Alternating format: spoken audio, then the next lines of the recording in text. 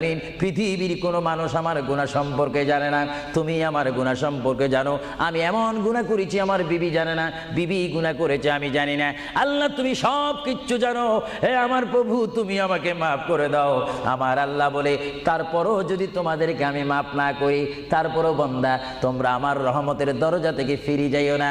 আমি তোমাদেরকে হুকুম দিচ্ছি, ওয়ালাউ আন্নাহুম ইয যালামু আনফুসাহুম জাউকা, বান্দারে যদি গুনাহ করে ফেলো আমার রহমত থেকে মুখ ফিরে তুমি চলে যাইও না।